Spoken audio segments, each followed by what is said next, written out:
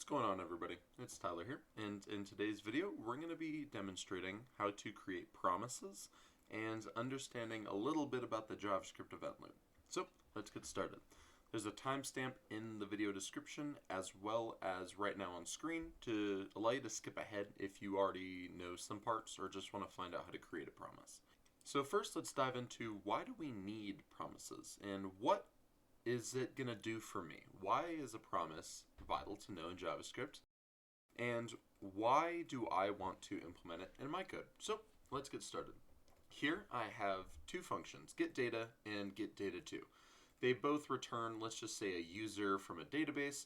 Now getData returns the data, say, from another website or something. And we don't know how long this data is going to take to get returned and get fetched and stuff.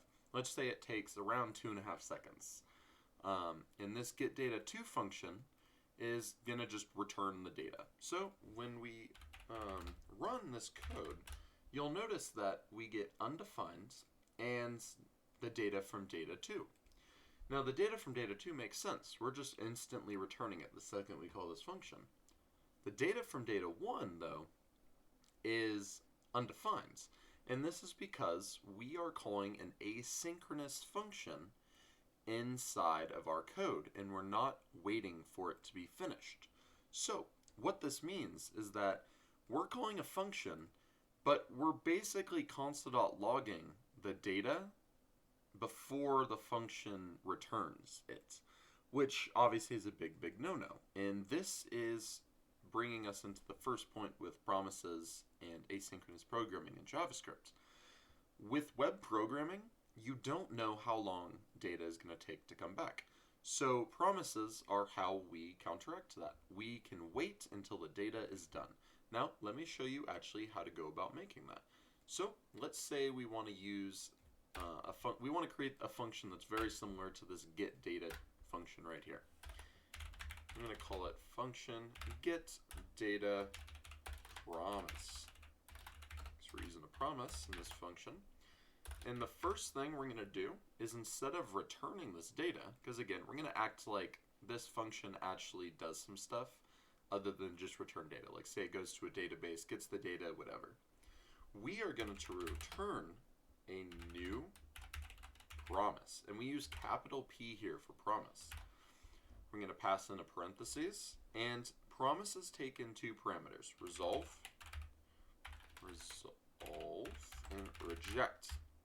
Resolve you can think of as returning a successful message or successful data. And reject you can think of as returning errors or unsuccessful data.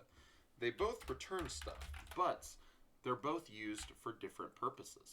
For example, if we want now to resolve this, we would do it just like so. So here, let's just say the data, boom, just like that. Let's say we want to return this data, and we got this from something else. So we just do resolve data.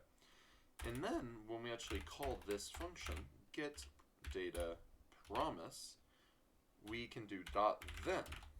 Now doing the .then is going to get the data returned via resolve.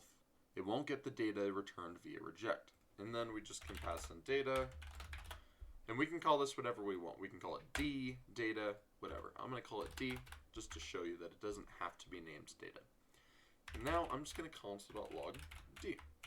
Now what this is going to do is it is going to call this function, and then whenever I call resolve, then it'll return the data in this function callback right here.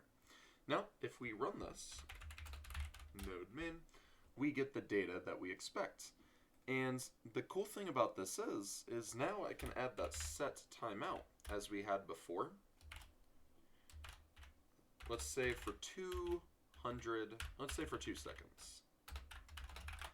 Let's just resolve the data in 200 seconds. Let's say this is how long it takes us to actually get the data and parse it and whatever we need to do on our back end. So again, this could be anything, but let's say it's 2 seconds. Now when we run this, we're still going to get the result we expect. And as you see, we still haven't gotten anything. There we go, 2 seconds. Username, Mark. age 34, friends 121. We're not getting undefined as we were back here.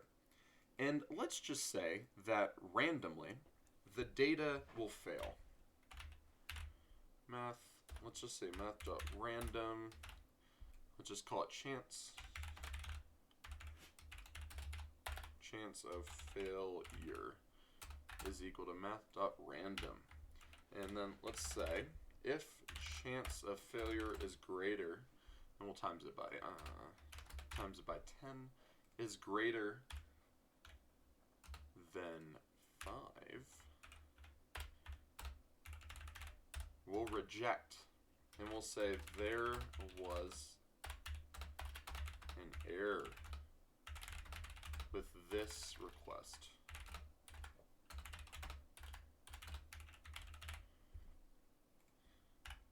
And then I'm just gonna make it an if else actually.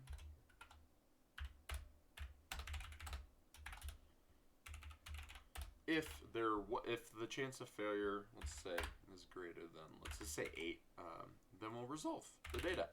And here we're basically simulating, hey, let's just say our server fails pretty often. We'll reject. If it succeeds, we'll resolve. And now down here we can console.logd. And I'm going to add another thing to catch. I haven't showed you what to do with this reject.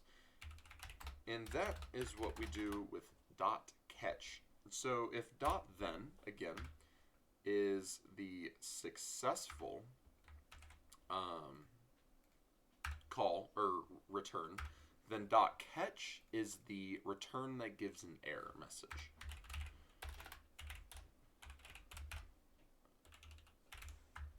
And if we run this, you will see, after 2 seconds, we get data. Very fun. Let's just change it to 1. We get data. Now, let's change this chance to greater than 1. So there is a very likely chance that now we're going to get a reject.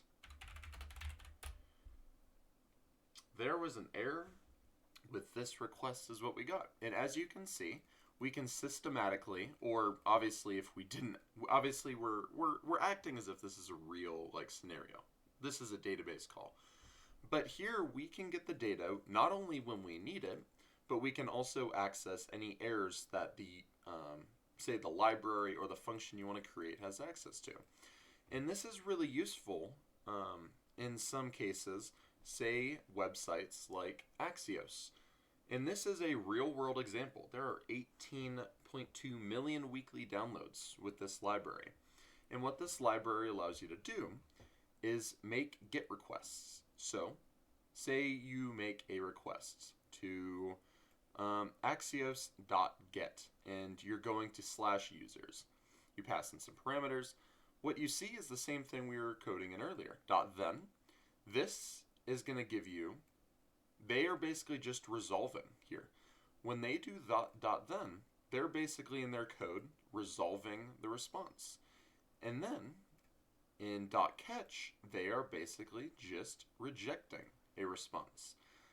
And this is a real-world example showing you that a library with this many downloads uses this in almost everything. I mean, you can tell it's used all over the time, all over the place. And that's because this GET request, if my internet was really slow, could take 100 milliseconds, 200 milliseconds, a second, 2 seconds.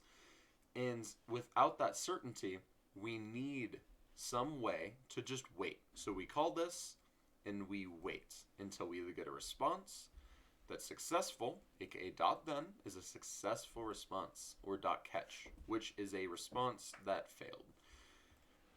And that is what promises are in a nutshell. If you want any more documentation, I would recommend I would recommend going to this website right here and just reading more about it. This is the actual MDM web documentation.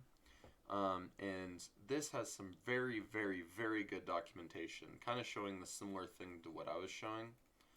And it basically shows you what a promise is and a whole bunch of different use cases, and I generally do recommend it. So if you enjoyed this video, please like and subscribe. And also, if you have any recommendations for me, please leave them in the comment section down below, and I'll talk to you guys next time. Talk to you later. Bye.